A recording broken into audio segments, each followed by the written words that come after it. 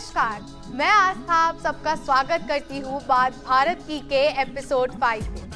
आज के हमारे डिस्कशन का सब्जेक्ट है social entrepreneurship and for that we all are having an esteemed panel of panelist. Starting with, first up we have is Kritika. She has done her PG diploma in cinematography. Next up we have is Mr. Praveen Goyal. He is the former president of Student Council and a BSc Maths honors student. Thirdly, we have is Himanshi. She is a Delhi University pass out. And lastly in the row we have is Mr. Naeem. He is a BTech graduate. Today our subject is social entrepreneurship. So, as soon as we hear the word as social entrepreneurship, what two things basically strikes our mind could be society and business. But in reality, what does social entrepreneurship mean? It is basically the process in which individuals and startup comes in together to find solution that directly addresses social issue. Moving ahead in the discussion, I want to firstly ask Kritika that what exactly is social entrepreneurship mean? Thank you, Astha. Before beginning to who a social entrepreneur is, I would like to address what social entrepreneurship is. So in a country like India, that's basically a developing country, we have so many social problems in every nook and corner. And to address those problems, individuals and group of people come together and they formulate a business that directly addresses those problems. Like we talk about a normal entrepreneurship. So what it is? Basically, when business organizations cater to the problems of their consumers, right? They touch their need points. So now in social entrepreneurship, individuals and group of individuals come together and they formulate a business which actually caters to the problems that are faced by society or communities. Now I would like to quote an example with that. So when we talk about social entrepreneurs in India, we cannot forget a phenomenal social entrepreneur named Urvashi Sani. So she's an impeccable lady because Urvashi Sani is the founder of Chef. Chef is basically Study Hall Education Foundation. Now this foundation primarily works towards educating the rural areas, primarily the women, and we can see the girl child of rural areas. So we all know like India is a country where a lot of we can say approximately 50 to 60% population resides into rural areas, right? And in those places we know people, we are living in 2023, but we are having few societies, few places, or we can say few homes where they do not promote girl child education. So Urvashi Sani is working toward educating those women. And approximately now, until now, she has educated 2.5 lakh girls, which is a great number. And we all say that whenever we educate a girl, we educate a family. So I believe that's a really great cause for which she is working and she is addressing that social problem. Thank you so much, Kritika. अब नईम, मैं आपसे जानना चाहूँगी कि जब हम इस industry की बात करते हैं, बिजनेस और फाइनेंस की, तो हम लोग ना थोड़े कंफ्यूज हो जाते हैं कि एक फिलैंथ्रोपिस्ट क्या है और एक सोशल एंटरप्रेन्योर क्या है. तो मैं आपसे जानना चाहूँगी कि बेसिकली इन दोनों का की डिफरेंस क्या है. देखिए, सोशल एंटरप्रेन्योर और एक फिलैंथ्रोपिस्ट दोनों का काम मकसद एक ही होता है, समाज की और लोगों की भलाई करना. फिलैंथ्रोपिस्ट पैसा देता है, वो ये नहीं सोचता कि उसे समाज से, उसके काम से वापस क्या मिलेगा. लेकिन एक सोशल एंटरप्रेन्योर ना सिर्फ उसे अपना पैसा लगाना पड़ता है, बल्कि उसे अपना बिजनेस चलाना पड़ता है. बिजनेस इन द सेंस कि उस बिजनेस से ना सिर्फ समाज का फ़ायदा हो, लोगों का फ़ायदा हो, डेवलपमेंट हो, बल्कि उसका बिजनेस जिस फील्ड में वो काम करना चाहता है उसका ग्रोथ हो, उसकी सस्टेनेबिलिटी हो और आगे चल के उससे और मोटिवेशन फैक्टर्स जुड़ें ताकि और लोग भी सोशल एंटरप्रेन्योरशिप को अपनाएं. फिलैंथ्रोपी हमारे देश में काफ़ी टाइम से है, राजा महाराजाओं के टाइम से है, जहां पर वो अपनी कमाई का या अपनी जायदाद का कुछ हिस्सा समाज में बांटते थे ताकि समाज के अंदर एक इंसाफ आए, एक लेवल ऑफ इक्वालिटी आए. लेकिन सोशल एंटरप्रेन्योर को जब हम बात करते हैं तो अक्सर लोगों के दिमाग में ये छवि बैठी पड़ी है कि दोनों ही सेम चीज़ें हैं, दोनों ही बिना किसी प्रॉफिट के काम करते हैं. लेकिन आज के वक्त में अगर आपको सोशल एंटरप्रेन्योर को जानना है, ना सिर्फ ये एक बिजनेस अपॉर्चुनिटी है, बल्कि इसमें आप समाज की अपलिफ्टमेंट कर रहे हैं, अपनी अपलिफ्टमेंट कर रहे हैं और साथ ही साथ एक छोटा सा प्रॉफिट कमा रहे हैं ताकि आप ग्रो कर सकें, सस्टेन कर सकें और एक पाथ बना सकें फ्यूचर सोशल एंटरप्रेन्योर्स के लिए. Thank you so much, Naeem, for that wisdom. Praveen, हम बहुत ज़्यादा बात कर रहे हैं कि सोशल एंटरप्रेन्योरशिप क्या है, इसी के अंडर फिलैंथ्रोपिस्ट कौन है, सोशल एंटरप्रेन्योर कौन है।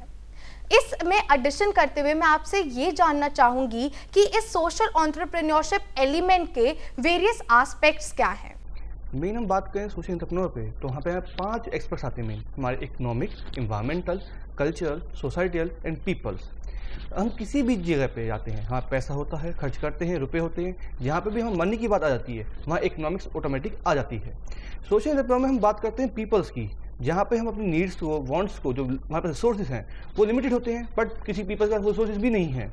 तो सोशल एंटरप्रेन्योर का मेन कंसेप्ट होता है कि पीपल्स को जो नीड है उनको दे अपने रिसोर्सेज में निकाल कर, जिससे हमारी सोसाइटी को, हमारे कल्चर को डेवलप किया जा सकता है। हम एक कल्चर में रहते हैं जहाँ पर मेन हम कोशिश करते हैं कि हर कोई इंसान भूखा ना सोए, एक अच्छे घर में रहे, कपड़े पहने, वो हर एस्पेक्ट पे काम करे। तो मेनली सोशल एंटरप्रेन्योरशिप हर एस्पेक्ट्स पे काम करता है, वो हमारे बेसिक नीड्स पे भी काम करता है और कोशिश करता है कि वो हमारे वांट्स को भी फुलफिल करे। Thank you so much. तो हिमांशी, हम बात कर रहे थे कि इसके क्या क्या एस्पेक्ट्स हैं और बहुत सारी चीज़ें सोशल एंटरप्रेन्योरशिप के लिए, बट भारत जैसे देश में मुझे ऐसा लगता है कि आज भी सोशल एंटरप्रेन्योरशिप इतने बड़े लेवल पर नहीं है। तो आपको क्या लगता है कि इसके चैलेंजेस क्या हैं? Thank you Aastha. Social entrepreneur एक समाज सुधारक के रूप में कार्य करता है, जिसकी वजह से उसको जो फंड्स है, फाइनेंसेस है, उसकी कमी होती है। तो एक मेजर जो चैलेंज वो फेस करते हैं वो फंड्स का है।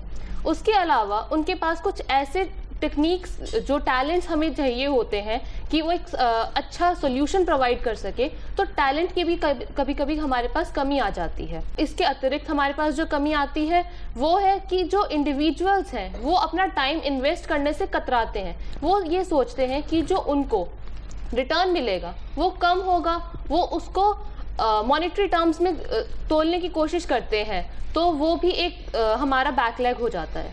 Thank you so much Himanshi.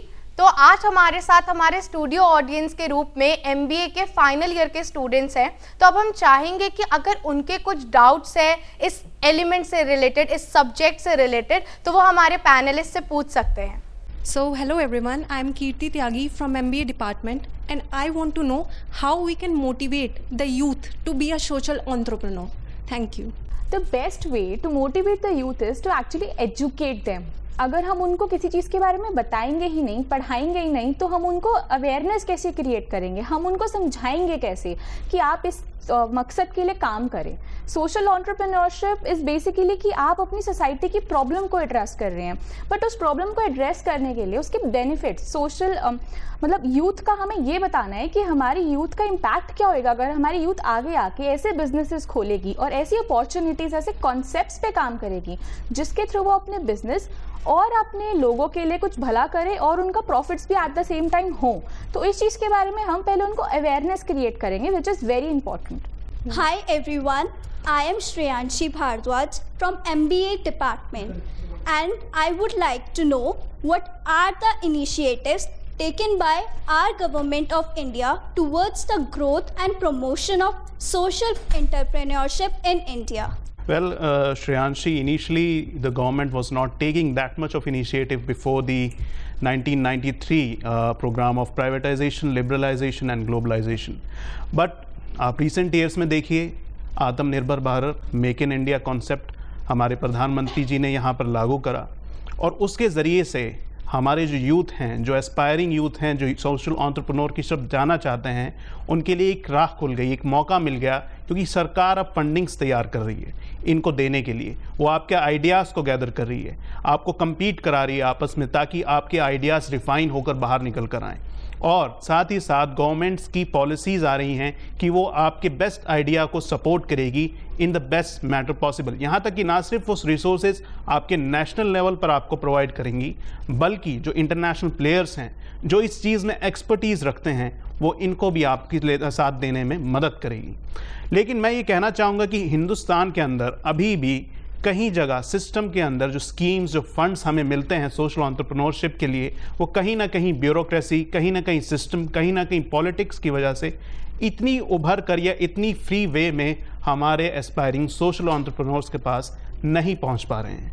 लेकिन हाँ, मैं ये कहना चाहूँगा कि गवर्नमेंट की स्कीम्स दिन पे दिन इम्प्रूव करती जा रही हैं, क्योंकि हमारा मकसद ना सिर्फ अब कंज्यूम करना हो गया जहाँ पर हम ज़्यादा इंपोर्ट करते हैं, बल्कि अब हमारा जो मोटिव है वो एक्सपोर्ट करना भी हो गया है। और वो शुरुआत होगी हमसे, हमारे लोगों से, हमारी संस्कृति से, हमारे लोकल लोगों से जिन्हें हमेशा से ही हमने इग्नोर करा है। और सोशल एंटरप्रेन्योरशिप एक ऐसा टूल है जो इन लोगों को ना सिर्फ उठाएगा बल्कि उस जगह की, उस एरिया की, उस स्टेट की, उस नेशन की डेवलपमेंट में बहुत अहम रोल निभाने वाला है अगले 5 से 10 साल के अंदर। इसके साथ साथ मैं ये भी पॉइंट ऐड करना चाहूँगा कि जो प्राइवेट कंपनीज़ हैं वो भी धीरे धीरे CSR कॉन्सेप्ट यानी कंपनी सोशल रिस्पॉन्सिबिलिटी और कॉर्पोरेट सोशल रिस्पॉन्सिबिलिटी इनिशिएटिव्स ले रहे हैं और वो फंड्स दे रहे हैं उन आइडियाज़ को जिन्हें उन्हें लगता है कि उनके अंदर कैपेसिटी है। वेंचर कैपिटलिस्ट इंटरेस्ट जगा रहे हैं, वो अपना प्रॉफिट मार्जिन कम कर लेंगे, लेकिन वो इंस्पायर करना चाहते हैं कि ताकि यूथ बजाय नौकरी पेशा के बजाय एक बिजनेस माइंड अपना डेवलप करे। क्योंकि जब बिजनेस माइंड हमारा डेवलप होगा, चाहे वो सोशल एंटरप्रेन्योर के तरीके से डेवलप हो या फिर प्राइवेट इक्विटी के थ्रू डेवलप हो या फिर एक general economic model of business के जरिए से डेवलप हो रहा है।